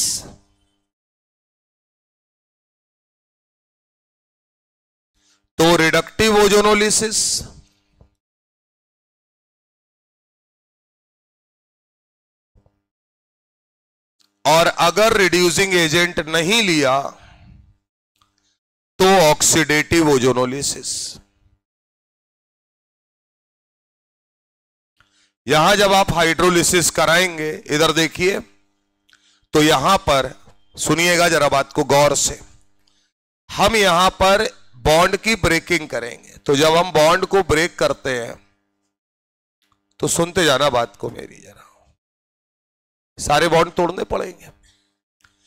कार्बन है, क्या ये बताओ, ऑक्सीजन के साथ है तो ऑक्सीजन ज्यादा इलेक्ट्रोनेगेटिव है, इसे H+ मिलेगा, इसे H+ मिलेगा, इसे क्या मिलेंगे? 2 OH-। 2 OH- से वाटर निकल जाएगा तुरंत, एक कार्बन पे 2 OH अनस्टेबल है, तो क्या ये RCHO में कन्वर्ट हो जाएगा? कार्बोनिल बन गया। ऐसे ये भी RCHO बनाएगा। इंपॉर्टेंट बात यह है कि जब आप ये बंटवारा कर रहे होंगे तो इन ऑक्सीजन्स को, यहां तो वाटर बनेगा तो कोई दिक्कत ही नहीं है, यहां हमें साथ में H2O2 मिलता है। H2O2 एक माइल्ड ऑक्सीडाइजिंग एजेंट है, और इस माइल्ड ऑक्सीडाइजिंग एजेंट को हटाने के लिए हम किसका प्रयोग करते हैं? रिड्यूसिंग एजेंट का। तो रिड्यूसिंग एजेंट हमारा क्या करता है? सुनना, कार्बोनिल कंपाउंड में 2 लोग बनेंगे, एक बनेगा कीटोन अगर बन सकने की बात होगी, और दूसरा बनेगा एल्डिहाइड। भाई साहब, कौन आदमी है जो फर्दर ऑक्सीडाइज नहीं हो सकता? कीटोन। कीटोन कहेगा मेरे पास अब ऑक्सीडाइज होने के लिए कुछ बचा नहीं है, तो चाहे H2O2 रहे या ना रहे उससे इसको कोई फर्क नहीं पड़ता। लेकिन खतरा किसके ऊपर मंडरा रहा है? एल्डिहाइड के ऊपर। तो अगर आपने रिड्यूसिंग एजेंट लिया, क्या सर, गौर से सुनना, अगर रिड्यूसिंग एजेंट प्रेजेंट है तो क्या उसकी प्रेजेंस में एल्डिहाइड बचा रह जाएगा? क्योंकि रिड्यूसिंग एजेंट तुरंत H2O2 को खींच लेगा बाहर। बोलिए सर, ऑक्सीडेशन रिडक्शन इनका होने लगेगा आपस में। लेकिन अगर आपने रिड्यूसिंग एजेंट नहीं लिया, क्या किया, रिड्यूसिंग एजेंट नहीं लिया, तो क्या आपके एल्डिहाइड को H2O2 एसिड में कन्वर्ट कर देगा। किस में कन्वर्ट कर देगा, एसिड में। लेकिन यह कब होगा, जब आप रिड्यूसिंग एजेंट नहीं लेंगे। क्या समझ में आ रही है बात पूरी? गौर से सुनिएगा, यहां तक का मामला सबको समझ में आया होगा। ओजोनाइड बनता है, हाइड्रोलिसिस कराते हैं तो कार्बोनिल कंपाउंड बनता है। कार्बोनिल कंपाउंड के साथ H2O2 as a mild oxidizing agent भी फ्री में मिलता है। हमारे कार्बोनिल कंपाउंड में अगर एल्डिहाइड और कीटोन दोनों बने, बात समझिएगा, तो H2O2 के अंदर ऑक्सीडाइज करने की टेंडेंसी है। अगर आपने कोई रिड्यूसिंग एजेंट नहीं लिया तो क्या ये एल्डिहाइड पर अपना जोर दिखाएगा और उसे कार्बोक्सिलिक एसिड में कन्वर्ट कर देगा। लेकिन अगर आपने रिड्यूसिंग एजेंट ले लिया तो उस सिचुएशन में H2O2 बाहर चला जाएगा, यानी आपका एल्डिहाइड सुरक्षित रहे। क्लियर है मामला? ये बना लो, फिर लिखवा देते हैं बढ़िया से। और यही मेन पार्ट है, यही तुमको आना चाहिए। बाकी ये सब बनाना नहीं है, इसका जुगाड़ बताएंगे, आप फटाफट बना लेंगे। ठीक बात है ना?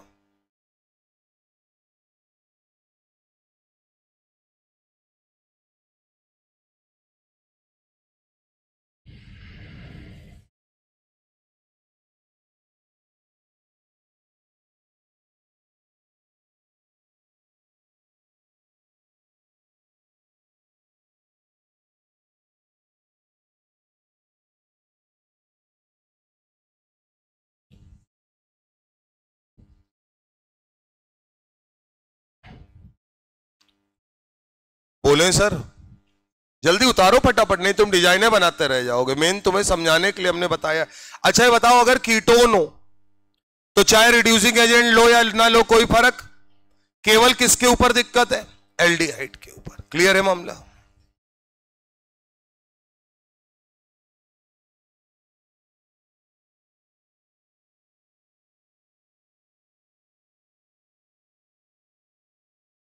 नीचे लिखो,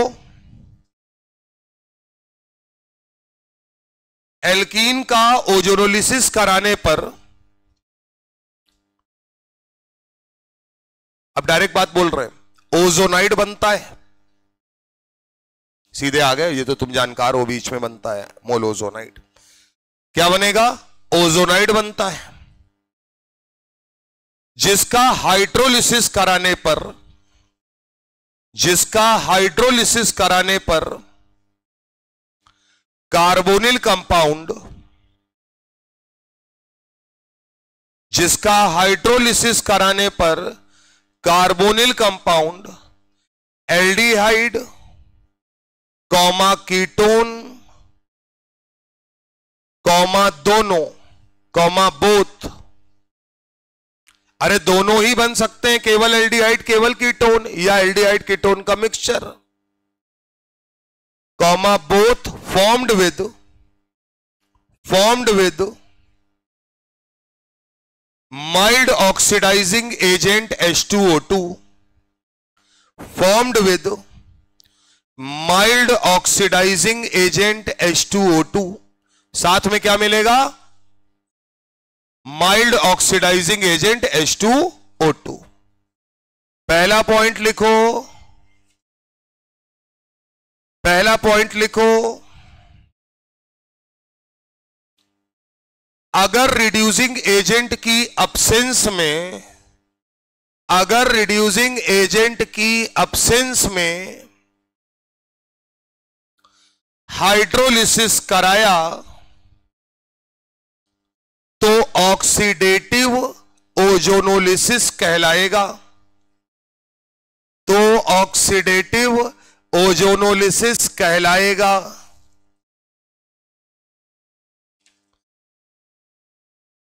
और हमारा एल्डिहाइड, लिख कर नहीं रही हो, लिख लिया हमारा एल्डिहाइड, कहां लिखा दिखाओ, लाओ लाओ ना, मास्टर को धोखा दे रही है तुम्हें। ये देखो इधर, ये ऐसे देख रहे हैं, हमने कहा हमारा एल्डिहाइड करे लिख लिया, तो बोलो हम अपना कोडिंग कर रहे हैं। और हमारा एल्डिहाइड ऑक्सीडाइज होकर एसिड में कन्वर्ट हो जाएगा, क्योंकि ऑक्सीडेटिव ओजोनोलिसिस है। और हमारा एल्डिहाइड ऑक्सीडाइज होकर एसिड में कन्वर्ट हो जाएगा, एसिड में कन्वर्ट हो जाएगा। यानी रिड्यूसिंग एजेंट अगर नहीं है तो एल्डिहाइड के ऊपर खतरा है, उसे ऑक्सीडाइज कर देना किसमें, एसिड में। कॉमा लगा के लिखो, कीटोन का कुछ नहीं बिगड़ेगा, ऐसा ही लिखो, याद ऐसे ही रहेगा, कीटोन का कुछ नहीं बिगड़ेगा। मैं कितना लिखा हूं तुमको, कीटोन के पास H नहीं है, जिनके पास H नहीं होता है वो ऑक्सीडाइज नहीं होते साला, लेकिन तुम रटोगे क्या, कीटोन ऑक्सीडाइज नहीं होता है, तो वही मैं तुम्हें लिखा रहा हूं। क्लियर है मामला। पैराग्राफ चेंज करके लिखो, इन presence of reducing agent hydrolysis कराने पर, इन presence of reducing agent hydrolysis कराने पर H2O2 हट जाएगा, रिमूव हो जाएगा, और फाइनल प्रोडक्ट के रूप में हमें एल्डिहाइड और कीटोन मिलेंगे। फाइनल प्रोडक्ट के रूप में हमें एल्डिहाइड और कीटोन मिलेंगे। क्लियर है मामला। अब सुनो, लिखो रिड्यूसिंग एजेंट कौन कौन से दिए जा सकते हैं आपको। ठीक बात है, पहला जिंक, साथ में या दोनों लिखा देते हैं, देखो या तो केवल जिंक लिखाओ या zinc in presence of acetic acid लिखाओ, LiAlH4 लिखाओ, देखो मत लिखो हमको, ये सब रिड्यूसिंग एजेंट है। NaBH4 लिखाओ,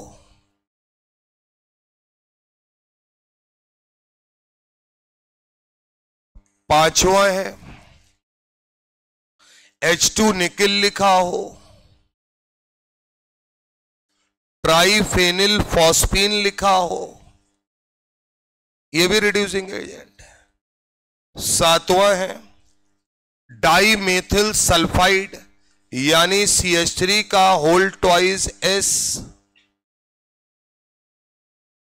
और आठवां है, नहीं इतना ही बहुत है, 9, आठवां कोई नहीं है, इन 7 के ऊपर नहीं आएगा। यानी अगर उसे बड़ा फंसाना होगा ना तुमको, तो सब लोग जिंक याद करके जाते हैं, वो जिंक की जगह इनमें से कोई भी बदल देगा। तो याद रखना है, इन सभी रिड्यूसिंग एजेंट का काम क्या होता है, जो H2O2 बना है, जो कि माइल्ड ऑक्सीडाइजिंग एजेंट है, तुम्हारे एल्डिहाइड को डरा धमका रहा है, ये इसको क्या कर देगा, बाहर कर देगा, रिमूव कर देगा। क्लियर है मामला।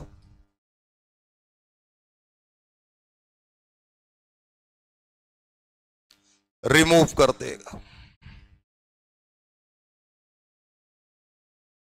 यहां तक कोई दिक्कत हो तो बताओ, यहां तक समझ में आता है। अच्छा, मेन बात ये पहचान पाओगे ऑक्सीडेटिव है कि रिडक्टिव है, ये पहचानना आना चाहिए। अगर ऑक्सीडेटिव है तो एल्डिहाइड को किस में बदलोगे, कार्बोक्सिलिक एसिड में। अगर रिडक्टिव है तो एल्डिहाइड को वैसे ही रहने दोगे। ये बात तो क्लियर है।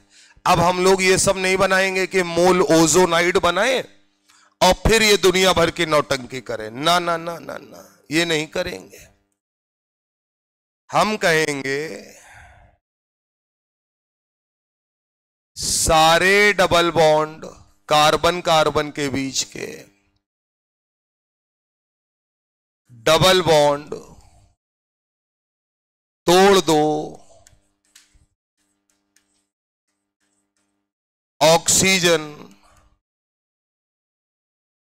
जोड़ दो, दैट्स इट, काम खत्म। यही है ओजोनोलिसिस।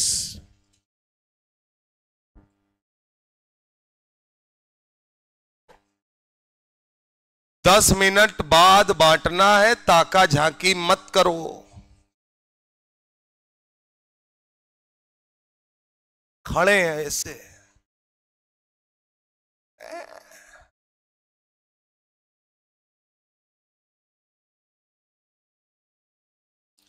समझ में आया बेटा?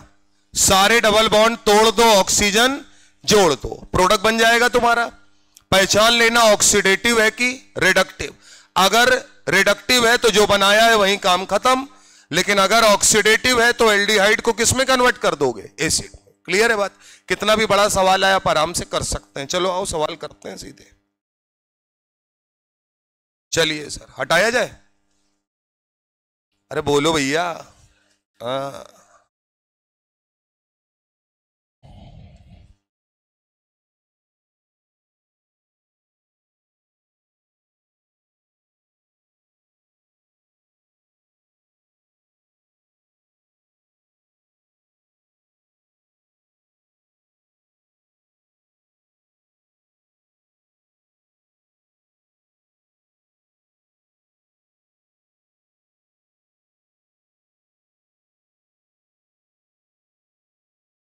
बनाइए, बनाइए। क्या है तुमको? क्या कुछ चाहिए क्या? क्या हो गया बताओ, पूछ लो ना। है, बताओ क्या पूछना चाह रहे हो, बताओ ना।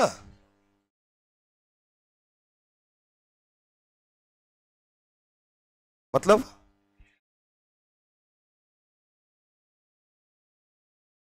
नहीं तो मेरी बात सुन लो। जब रिड्यूसिंग एजेंट आता है, बात को समझना, तो रिड्यूसिंग, अब यहां ये भी देखो कि जब हम हाइड्रोलिसिस करा दिए, बात समझना, तो सब पानी के अंदर आ चुके हैं, बात ये भी समझिए। तो जो रिड्यूसिंग एजेंट है, पहली चीज तो वो किसके साथ रिएक्ट करना पसंद करेगा? ऑक्सीडाइजिंग एजेंट के साथ। तो माइल्ड बोल रहे हैं, वीक नहीं बोल रहे हैं। तो इसका मतलब है जो रिड्यूसिंग एजेंट है वो रिएक्ट कर जाएगा किसके साथ? Oxidizing agent. और यहां ज्यादा और कम नहीं होता है, यहां सीधा फंडा होता है कि किसके साथ ज्यादा एफिनिटी है, जिसके साथ ज्यादा रिएक्ट करने की टेंडेंसी, उसी के साथ रिएक्शन मानी जाती है।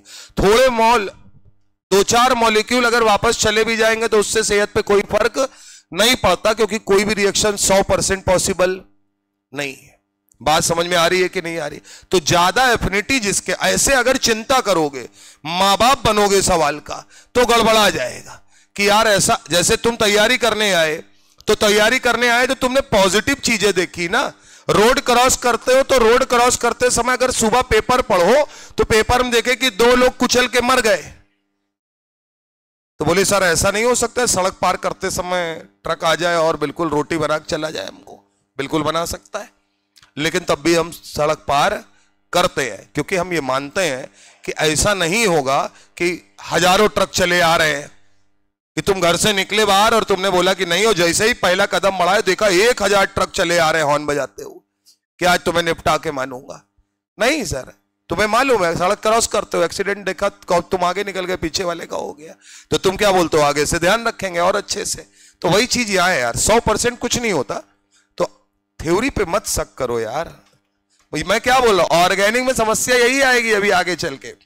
आदमी धीरज क्या बोल रहा पता है? ये हो जाए तो ये सब नहीं होता, हो जाए, क्या क्या हो सकता है वो पहले ही पता है, कुछ नया होगा तो कोई बता नहीं पाएगा। आइए सर, डबल बॉन्ड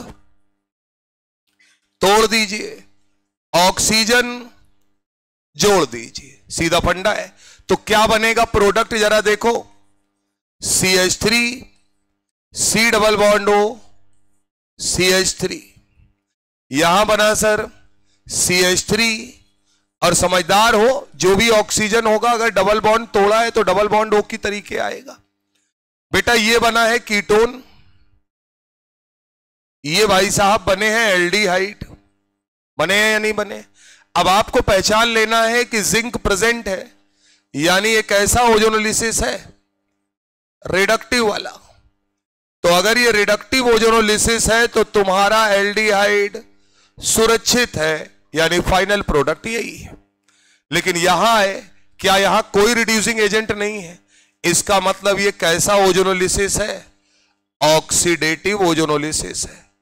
और अगर ये ऑक्सीडेटिव ओजोनोलिसिस है तो इसका मतलब बड़ा सिंपल सा है कि आपका एल्डिहाइड सुरक्षित नहीं है। तो अब ये नहीं कि पूरा करके दिखाना है, इतनी प्रैक्टिस में डाल लो कि जो कीटोन होगा उसको अपन डायरेक्ट लिखेंगे और जो एल्डिहाइड होगा उसका एसिड लिखेंगे, यानी CH3COOH। क्लियर है मामला?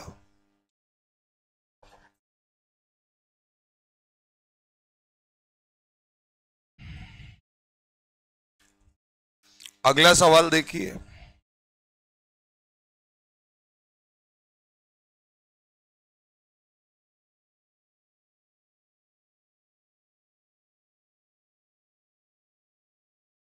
अब पहचानना तुम्हें है कि कैसा ओजोनोलिसिस है।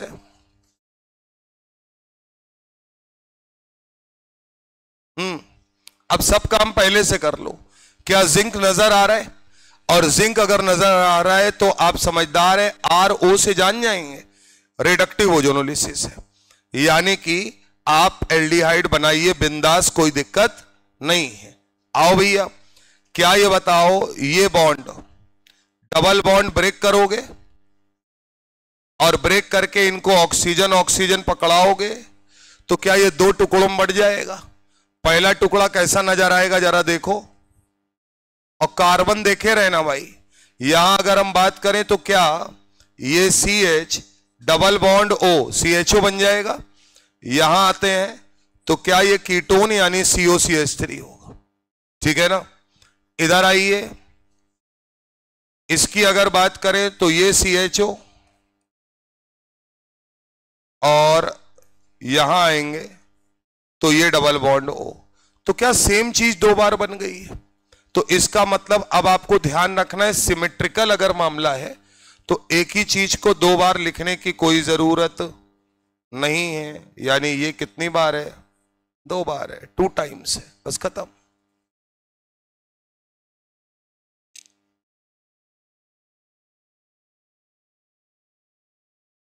मामला समझ में आ रहा है कि नहीं आ रहा है? तो बहुत सिंपल कहानी है, आप आराम से कर सकते हैं।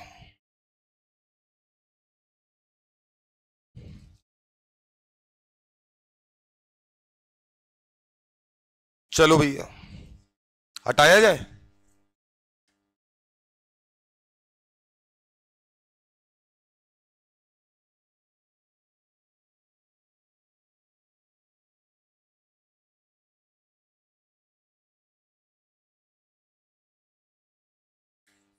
बोलो भाई।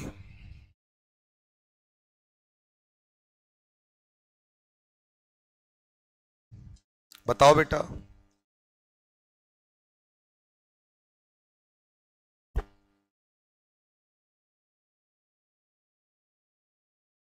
क्या ये बताओ, सुनो इधर देखो, थोड़ा काम वैसे करना। क्या ये बताओ, ये रिडक्टिव ओजोनोलिसिस है, इससे क्या होगा कि हम जो एल्डिहाइड बनाएंगे हमें उसमें कोई दिक्कत नहीं होगी।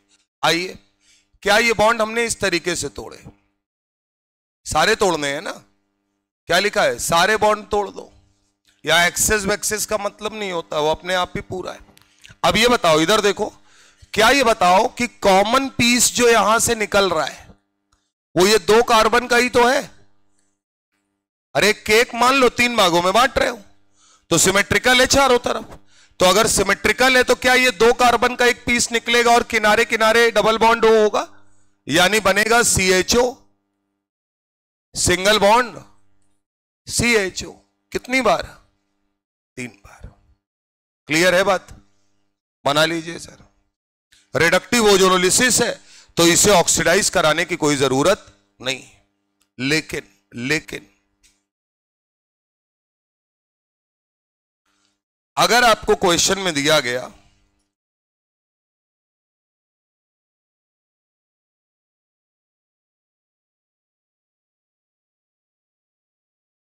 और कहा गया कि इसका ओजोनोलिसिस कराओ, और अभी हम रिडक्टिव ही रखे हैं, अभी पता है कार्बोक्सिलिक एसिड बस बन जाता और कोई अंतर तो है नहीं। मान लो ये है, तो बात को जरा गौर से सुनना, आंसर बताने हैं।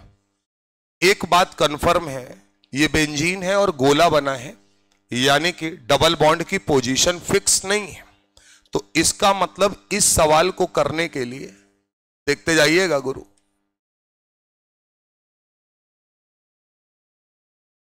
एक स्ट्रक्चर में ये मानूंगा कि डबल बॉन्ड दोनों मेथिल के बीच में है, मानना ही पड़ेगा, मजबूरी है यार। और दूसरा अल्टरनेटिव तो लगाना है बेंजीन में बस।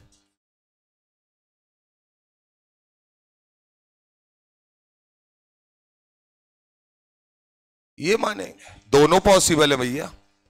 तो वहां तो जो था दिख रहा था वही कर दिया, यहां लेकिन पॉसिबिलिटीज है। अब ये बताओ, देखते जाना,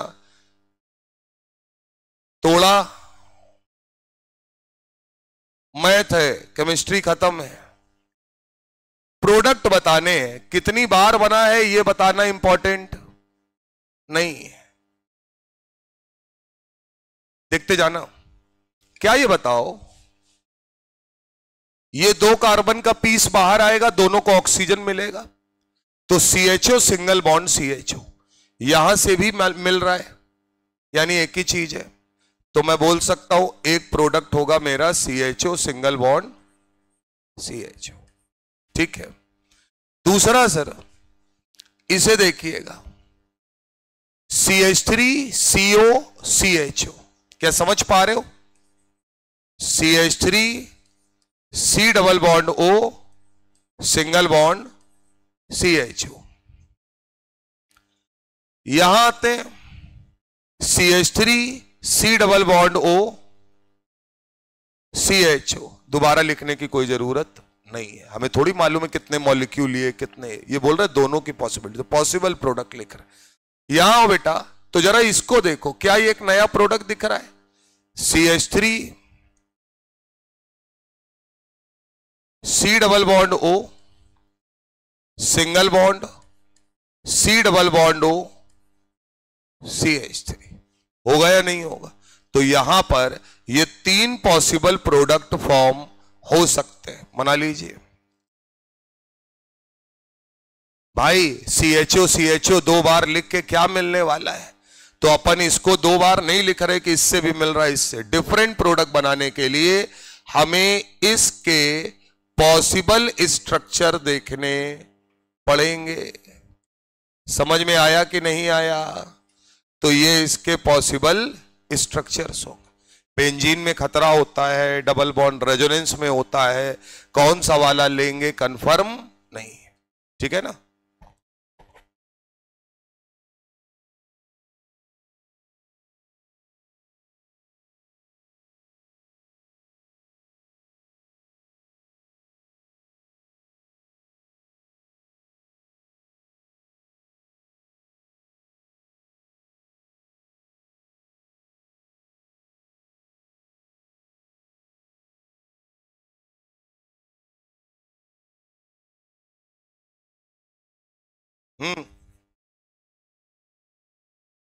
प्रोडक्ट बता दो बस जाए।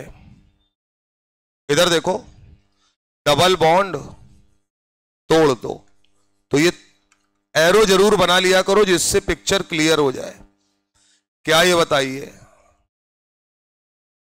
बांटना पड़ेगा ऑक्सीजन ऐसे, यहां से क्या आएगा? अब सुनते जाना गौर से, क्या जिंक नहीं है, यानी ये कैसा ओजोनोलिसिस है? ऑक्सीडेटिव। बेटा फ्री के 4 नंबर हैं, ये समझ लो। तो बस केवल इतना पहचानना कि ऑक्सीडेटिव है कि रिडक्टिव है। ऑक्सीडेटिव ओजोनोलिसिस है। इधर देखो, यहां से क्या बनेगा? CHCHO बनेगा या नहीं बनेगा? तो अभी हम वो लिख दे रहे हैं जो बन रहा है पहले। तो यहां से बना HCHO प्लस, क्या ये बताओ, C डबल बॉन्ड हो, C डबल बॉन्ड हो, CO2 हो जाएगा। तो जो बन रहा है उसको बना दो चुपचाप। यहां आते हैं सर, इस कार्बन की बात की, ये भी क्या बनाएगा? CO2, तो 2 टाइम CO2 ठीक बात है। यहां आते हैं, बनेगा CH3 CO CH3, यही तो बनेगा। लेकिन ये हमारा फाइनल आंसर नहीं होगा, क्योंकि कैसा है, ऑक्सीडेटिव। तो अगर ऑक्सीडेटिव है तो अपन फॉर्मेल्डिहाइड नहीं लिखेंगे, क्या लिखेंगे, फॉर्मिक एसिड। क्या लिखेंगे, फॉर्मिक एसिड। और सुनो, एक बढ़िया चीज बताते हैं, अगर ऑक्सीडाइजिंग एजेंट प्रेजेंट है, क्या प्रेजेंट है, जैसे वो पूछ रहे थे भैया, ऑक्सीडाइजिंग एजेंट अगर प्रेजेंट है तो फॉर्मिक एसिड कन्वर्ट हो जाता है HCO3H में, जो कि तुरंत टूट जाता है CO2 प्लस वाटर में। लेकिन इस रिएक्शन में ऑक्सीडाइजिंग एजेंट प्रेजेंट नहीं है, क्योंकि आपने कौन खा गया है उसको उठा के, उसे उठाकर रिड्यूसिंग एजेंट ले जाता है। अब तुम मुझे बताओ, यहां पर जब हम बात करेंगे तो ऑक्सीडाइजिंग एजेंट अच्छा भी होना चाहिए। H2O2 कैसा है, माइल्ड ऑक्सीडाइजिंग एजेंट, वो फॉर्मिक एसिड को पर एसिड में ले जाने की औकात नहीं रखता, क्योंकि आपका अच्छे से अच्छा ऑक्सीडाइजिंग एजेंट भी कहां तक ले जाता है, कार्बोक्सिलिक एसिड तक। बात समझ में आ रही है? तो हम यहां पर एसिड में कंसीडर नहीं कर रहे हैं, कन्वर्जन नहीं मानेंगे। लेकिन अगर कल को KMNO4 K2Cr2O7 आया तो ये केवल फॉर्मिक एसिड के साथ है, ये फॉर्मिक एसिड को भी उठाकर कहां ले जाते हैं, HCO3H में। क्लियर है मामला? तो यहां पर आपको फॉर्मिक एसिड बनाना है, ये ध्यान रखना है। कल हम लोग बात करेंगे तो स्ट्रॉन्ग ऑक्सीडाइजिंग एजेंट की बात करेंगे, उनके प्रेजेंस में कराएंगे। यहां तक समझ में आता है? बस याद रखना, अपने प्रोडक्ट बना लेना। CO2 को बेटा कुछ नहीं बिगाड़ पाओगे, कार्बन +4 पे है, पहले से ही मैक्सिमम ऑक्सीडेशन स्टेट पर है, इससे ऊपर जा नहीं सकता। रुके, अभी बांटने आ रहे हैं, वो यहीं बांट देंगे।